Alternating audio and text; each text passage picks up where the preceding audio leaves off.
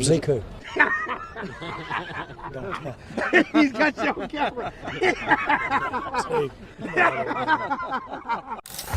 Goes out there and he plays to that level, and he's going to be, if he continues this through the next several weeks, he's going to be right in the middle of it early. And that'll really complement what we're doing with Zeke. One of the things I like about him as a veteran player, seeing a rookie, the stage isn't too big for him. Having this opportunity with Zeke out, been proud of him. Oh, hey, that's a playmaker. CP playmaker. That's what he's going to do for us. Very excited for that young cat. He's got a good head on his shoulder, so it should be fun. Zeke who? Zeke what? Pure shade by Big Jerry with that $1 billion smile. It was a good line, though. Jerry putting the NFL's leading rusher on blast after his backup, Tony Pollard, has showed out this preseason, rushing for 42 yards and a touchdown on 5 carries in Saturday's preseason win over the Rams. Ezekiel Elliott still holding out, but is back in Dallas after spending much of the summer training in Cabo. I'm going to start with the former Cowboy, Marcus Spears. Marcus, talk to me. Is Pollard's preseason a big deal or no big deal?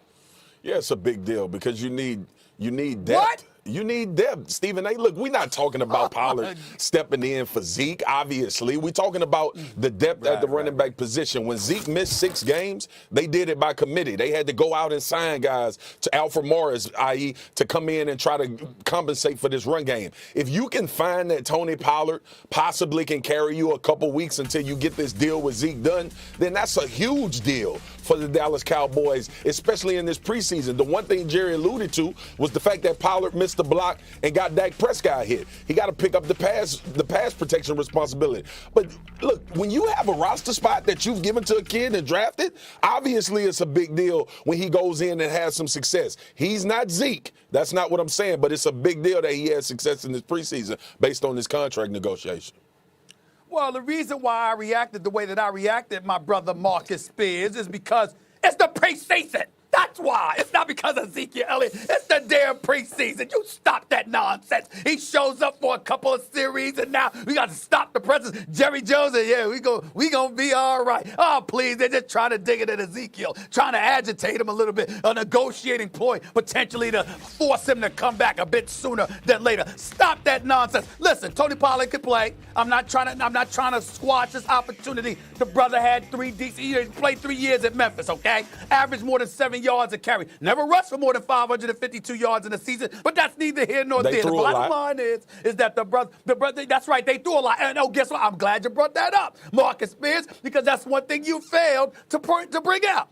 Aren't the Dallas Cowboys, don't they have a new offensive coordinator in Kellen Moore? Yes, they Haven't they said that what they want to do is throw the ball now significantly more than they have in the past? Aren't we getting away from using Ezekiel Elliott or anybody like him as the workhorse, the bell cow, 322 yards, 322 carries rather, as a rookie, 304 carries last year in his 3rd season? We want to get away from that. We're about to give Dak at least $30 million, right? We want him to fling that football more, right? We finally got a number 1 in Amari Cooper, right? Oh, Mr. Slow is a snail with arthritis, even though snails don't have arthritis. And Jason Witten, he's back. He's your security blanket in short yardage situations. Randall Cobb is an upgrade from Cole Beasley. So they're supposed to be throwing the football more. Let me jump in and teach you a little football. Let me jump in and teach you a little football, please. Please. I didn't play. You did. I did it. You did.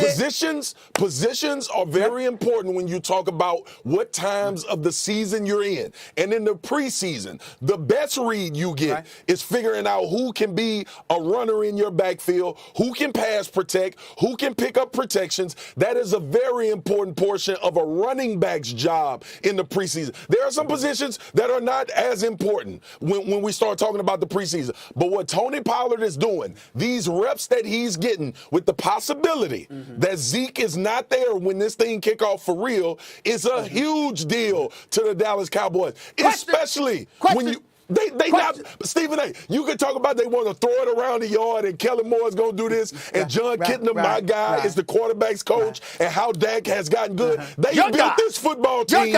They built this football team to run the football. Believe that.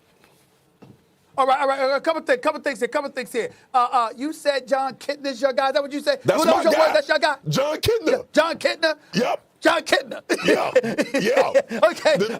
All right. I'm gonna leave that alone. I'm gonna leave it alone. John Kitna's young guy. Okay. Now, I'm leaving it at that, right? Now, didn't you just say Tony Pollard? Didn't you just bring up how he had issues with pass protection? He did. Is that clear? Did you say that? All right, that's number two. Now, hold on. Now, the offensive line for the Dallas Cowboys, we all know that they've been stout in the past, took a little step back last year, albeit to injuries. We get all of that. Are you expecting them to be good or great this year? Which one? I expect them to be great. Travis Frederick is back. You got to remember, they had an all-pro Pro Bowl center that didn't play the entire season. This Cowboy football team is built for Zeke to tote the note. Stephen A., why you think we've been having all these conversations about how important Zeke is to the Cowboys? He's not in a conventional position that all other running backs are in the NFL. It's because they have created this offense for Zeke to be the feature and everything else feed off of that. I got it. We run out a little bit of time, so I just need you to work with me here. You picked the Cowboys to come out of the NFC, is that correct? No, actually, I picked the I did. The East out of the NFC. Exactly. Okay. All right. So in other words, I got you with your Super Bowl pick, and they happen to be your former team, and you happen to got a guy coming out of Memphis, Tennessee. All right, Memphis that's never rushed for more than 552 yards. Who, by the way, has an issue with pass protection out of the backfield. He had 300 receiving yards. But that is why. I didn't say he can't play, Molly. I didn't say he can't play. I know Tony Pollard can play. Please don't get me wrong. All I'm doing, I'm just connecting the dots I'm talking to Marcus Spears here. All of those dots. You are one of the most educated people I know. All right? These damn reps for Tony Pollard in the preseason are vitally important if Zeke is not going to be there. You understand that, Stephen A. What I'm telling you is this. Don't look for him to replace production and be the greatest world beater at running back. But if he can come in and sustain until Zeke Elliott gets back, that is huge for the Dallas Cowboys. No question. I'm just saying. All I'm saying is I noticed the pattern, and you gave yourself away when you said John Kitna is your boy. Only you would bring up John Kitna in an argument for the Cowboys. Only you would do that. I didn't bring him up. You brought him up. Like you say about our boy, Tim Tebow, John Kitna is my friend. He's my friend. Can we pay some bills, please? You two are having too much fun. I can't handle it. All right, on a much more serious note, which is going to be hard today. Gotta be a reason why. I know. Relax. He's your friend. Eric Reed goes at Stephen A. regarding Jay-Z's partnership with the NFL. You may be surprised how Stephen A. feels about it now. Do not go anywhere. It's First Take. The NFL season is right around the corner. Excitement is building as Week 1 approaches. Who has the best chance to dethrone Tom Brady and the Pats? Will Patrick